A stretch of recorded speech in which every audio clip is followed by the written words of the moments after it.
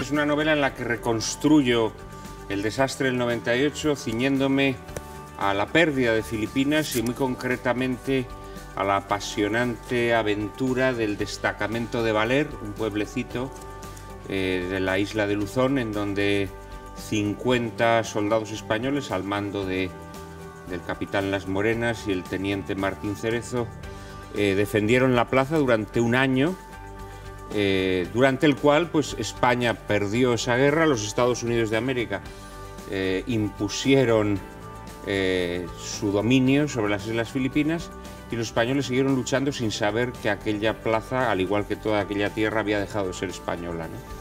Son episodios de nuestra historia que prácticamente olvidamos porque nosotros somos muy así, ¿no? Bueno, sí, porque en España hay como una especie de vergüenza hacia nuestra historia, ¿no? Quizá porque es una historia, me atrevería a decir, como la de cualquier otra nación, en donde se entreveran naturalmente las alegrías y las penas. Y en el lado español, quizá por haber sido pues, durante siglos la primera potencia mundial, pues es cierto que en los últimos siglos nuestra historia es una historia de penas, sobre todo. Pero de penas, yo me atrevería a decir, llevadas con dignidad, ¿no? En este episodio, por ejemplo, que yo narro en Morir bajo tu cielo, que es el título de la novela, pues es un episodio que recuerda mucho ese heroísmo un poco entreverado de locura, de temeridad, pero lleno de generosidad, de Don Quijote, ¿no? Yo siempre he dicho que lo mejor de los españoles está en el personaje de Don Quijote. Y este es un episodio que mezcla eso, el heroísmo sin preocuparse de las consecuencias, el heroísmo que arriesga la vida y al mismo tiempo la locura, ¿no? La locura que llevó a estos militares a defender una plaza que había dejado de ser española hacía meses, ¿no? Es un libro de personajes, tú has trabajado mucho los personajes. Sí. Y, por cierto, te hacía referencia a Enrique Las Morenas, y que era andaluz.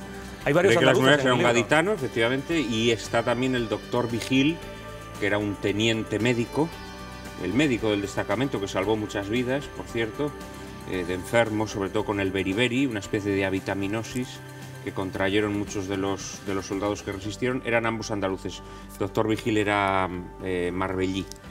Y bueno, en realidad eran hombres de toda España, Curiosamente, dos de los oficiales eran andaluces, en efecto, también había alguno de los soldados que era andaluz, pero bueno, eran de todas las regiones. Su nota común, fuera de los oficiales, es que era gente pobre, eran labradores, que solo los pobres iban a la jornaleros. guerra, ¿no?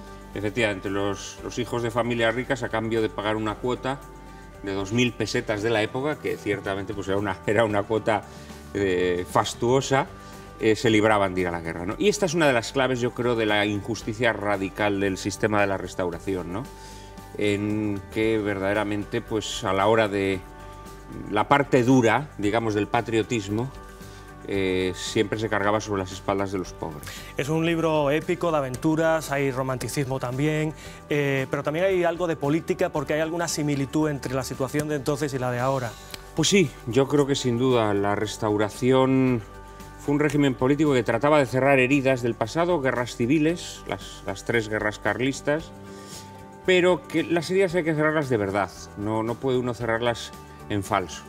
Y la Restauración pues idea un sistema de alternancia entre liberales y conservadores que se van a alternar, como el propio nombre de la palabra alternancia indica, en el poder. Bueno, yo creo que esto tiene algo que ver con nuestra democracia, es decir, la democracia que nace como un intento de abarcar a todos, pero el propio sistema, las oligarquías políticas, al final han generado un bipartidismo. Y el problema del bipartidismo, como los seres humanos somos todos distintos, es que al final el bipartidismo te obliga a tomar cartas por unos o por otros, y el propio sistema va generando cada vez más descontentos. Hasta el punto en que esos descontentos ya son demasiados. Esto está pasando hoy en España. Podemos, de alguna manera, nace para dar voz a todos esos descontentos, ¿no? Esto ocurre también en la Restauración. Luego hay un fenómeno muy propio de la Restauración y muy propio, creo que, de nuestra democracia, y es que al final el poder político se alía en exceso con el poder económico. De tal manera que al final los gobernantes caen en el mayor pecado de un gobernante, que es la misión de un gobernante, yo diría que es defender al pueblo del dinero. Y al final lo que está ocurriendo en nuestra época, como ocurrió en la Restauración, es que al final los gobernantes se convierten en defensores del dinero frente al pueblo, ¿no?